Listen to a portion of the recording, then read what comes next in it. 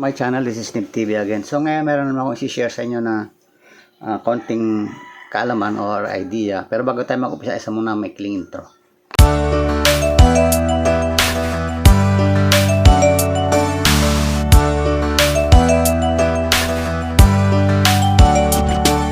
Welcome back again.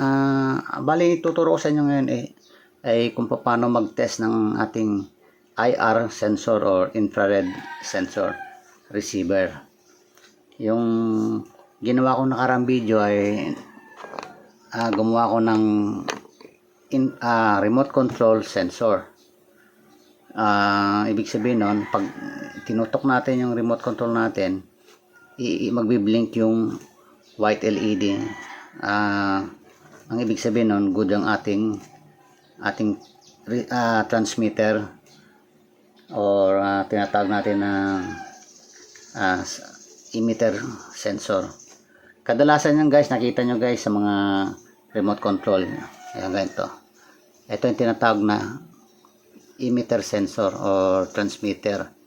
Dalawa lang guys ang pin yan. Dalawa lang. Anode cathode lang. Tulad din yan sa mga ganito klase yan. Yung kulay puti na nagbibigay ng nagtatransmit ng infrared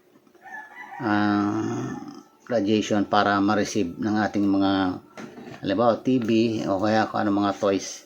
Pero ngayon guys, tuturo ko sa inyo ngayon kung paano mag-test ng mismong sensor, IR sensor receiver. Yung mga ganito guys, yan. Yung tatlong pin. Kanina dalawang pin, ito tatlong pin. Okay? Meron pa isang klase dito yung ngayon. Tatlong pin din yan. So ito tinatawag na IR sensor receiver kasi sila yung nagre-receive ng tinatransmit ng signal ito mga infrared radiation niya, infrared. So pag transmit mo rito, ito ang magre-receive. So paano natin ngayon malaman kung good ang ating receiver o IR sensor?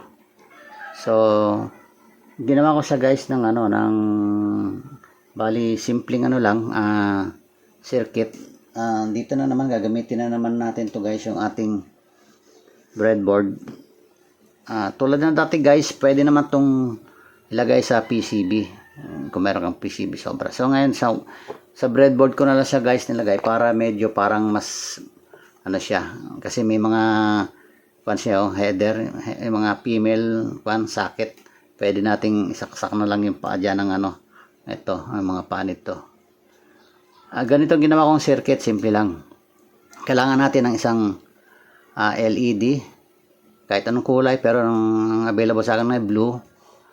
Tapos resistor na 100 ohms na lang ginamit ko. Tapos mga jumper wire. Yan, kung titignan nyo, ito yung positive ng LED. Ito yung negative, yung may makapal na metal doon.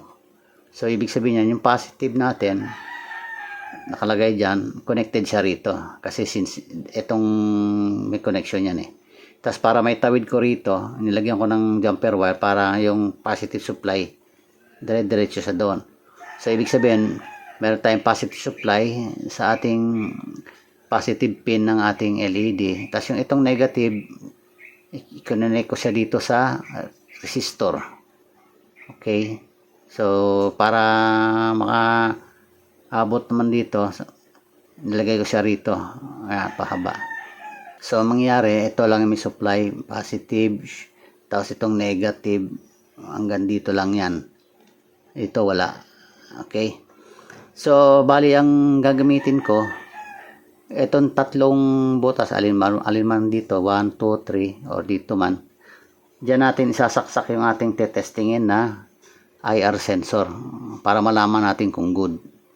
Parang yung ginawa kong optocoupler tester dati. Ito, yan, tatlong paa. Yan, sasaksak natin dyan. Or pwede rin dito. Ayan. Kasi may connection na yan Ito, may negative connection, negative supply dito. Yan, kasi diretso yan dyan. Ito, positive supply. Ito, Ang connection nito ay dito sa resistor, kasi hindi ba sabi ko yung puro pa ganyan lang naman may connection ito. So hanggang dito yan may connection, pero ito abot na sa dyan. IR sensor. Ito nga pala yung pin number 1, pin number 2, pin number 3. Ang 1, ayan ang tinatawag na IR or infrared output. Itong nasa gitna, iyan yung ating ground. So kaya nakakonect siya dyan sa ating negative supply. Ito naman yung BCC. So positive supply. So depende yan guys sa sensor na gagamitin nyo. Merong sensor na magkaiba naman yung pin. Minsan dito yung ground, dito yung IR sensor, dito yung positive supply, or minsan dito yung positive supply, dito yung IR sensor doon ng ground. Depende guys. Pero sa model na to, ito lang kasi yung sample ko ngayon. Ito ang kanyang positive or BCC pin. Ito yung ground yung sa gitna. Tapos ito yung kanyang IR sensor output. So, para malaman natin kung good yan, kailangan magbiblink tong LED natin pag sinupplyan natin ng 5 volts. Ayan, supposed to be 5 volts, pero 3 point something lang ata lumalabas ngayon na voltahe dyan. So okay lang yan, kasi ang IR sensor ang working voltage nito ay nasa between 3 volts to 5 volts. So meaning pwede siyang gamitan ng 3 volts. Okay, so since ang lumalabas dito sa supply ko is 3 point something o 3.6 volts, so pwede na siya between 3 to 5 volts. Okay, yan ang ideal voltage para mag-test ng ating IR sensor. Okay, so ilagay muna natin dyan. Sukatin muna natin guys kung ilan yung nakukuha nating saksakan ko muna guys. Ito. Ayan, nag-power on. Okay, so ayan. So ito, dito yung lagyan natin sa DC. Ayan, DC. Ito yung negative natin, bali negative ito. Ayan. Yan. Ito yung negative rail natin. Ito yung positive. Tama. 3.655 volts. Okay. So, good pa yan. Kasi hanggang between 3 and 5 volts. Ngayon, para malaman natin kung good itong ating infrared receiver. Tawag dito receiver kasi sila yung nagre-receive ng ibinabato ng mga remote. Ito yung transmitter, ito yung receiver.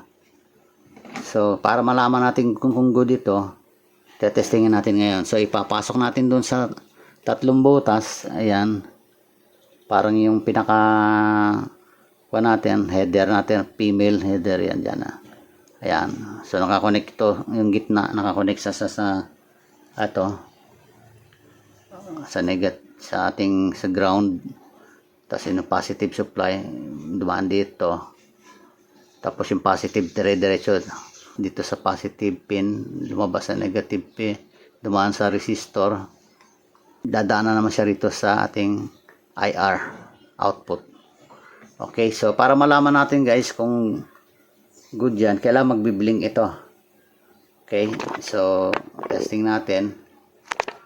Gamitin natin yung ito yung ganitong sensor, itong transmitter sensor. Okay, tingnan natin kung gaano siya. Ayun, so meaning good yung ating IR sensor. Yung ganito naman good. Ayun, good. Ito guys okay, ayan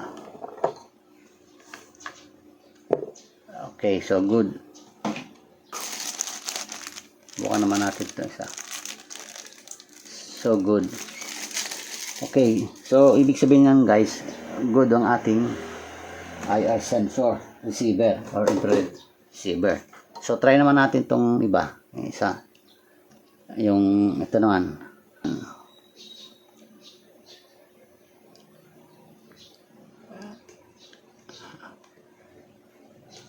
Ayan. Okay. So ulit. Ayan. So good. Ayan natin ang konti. Ayan. Ayan, good. So good din ito.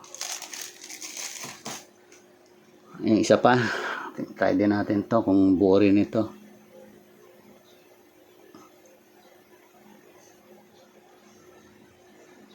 Okay. So try. So good din. 3. Ayan, good. Okay. Tapos ito. Ayan, good. Okay. So, na-test natin siya sa simple circuit na ginamit natin. Ngayon, pwede rin natin to guys i-test sa mamagitan ng multimeter. Another way of testing sa multimeter. So, tabi natin ito muna. Ayan. Sa multimeter naman guys,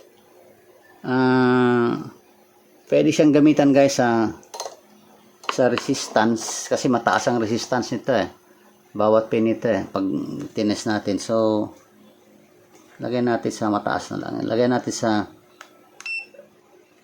okay sa ating ayan sa mega ohms na lang kasi minsan maabot ng meg yan so kailangan pala natin ito kasi mahirap pala i-test yan pag ito para meron tayong holder lang. Ayan. Ayan. Pag nag-test tayo nyan,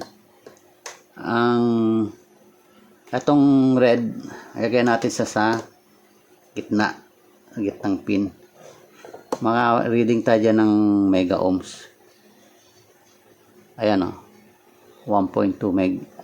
Tapos sa kabila, kailangan mas mataas ng konti. Ayan, 1.3. So, good yan. Ito namang isa. Ganon din, kailangan maka-reading tayo ng kwan dyan, makakuha tayo ng reading 1 meg, ayan Dapat itong sa kabila mas mataas. Okay, so 1.1. So good rin. Itong last, ayan. Ayan, 1.09 dito. 1 meg. So, good. Ayan guys, pag ginamitan natin ng resistance. Ngayon, pwede nating gamitan din guys ng ating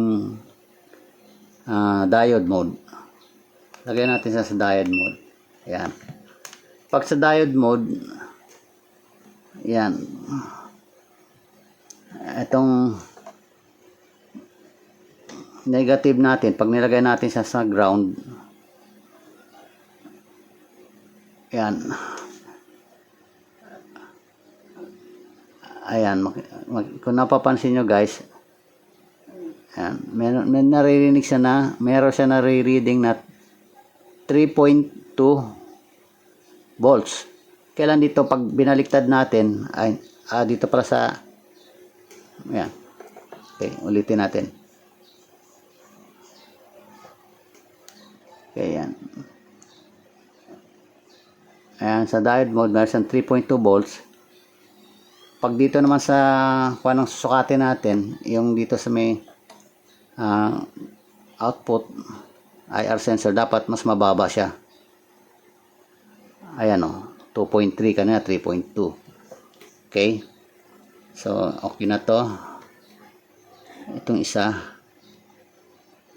Ayan. Kapag yung ating negative probe nilagay natin sa ground pin, tapos dito kailangan may makuha tayong 3 point yan, mas mataas. Ayan Tapos pag nilagay naman natin itong red sa output dito sa pin number 1, kailangan mas mababa siya. Ayan o. Diba? 2.2 ka na, 3 point something. So, meaning good yan. Ito, isang klase rin to. Lagay na naman natin ito sa gitna. Ayan, 3.29. Tapos dito. Ayan, 3.96. Ito, halos magkaparehas. Kasi ibang klase ito, guys. Ayan o. Kumpara mo dito sa ano. So, may kanya-kanya silang karakteristik, guys. Paano naman mapuprove yung ano, yung kung good yung ano, yung mga ganito natin. Simple lang, guys. Tutok nyo lang sa camera ng inyong cellphone. Alam mo, ito yan. Ngayon, nakatutok sa cellphone kasi yan ang ginagamit ng camera. Kailangan meron tayong makitang ilaw dyan. Ayan o. Ayan. Di ba? Ayan. Pag umiilaw, nag-blinking yan, ibig sabihin, good yan. Ayan. Ayan o. Ayan.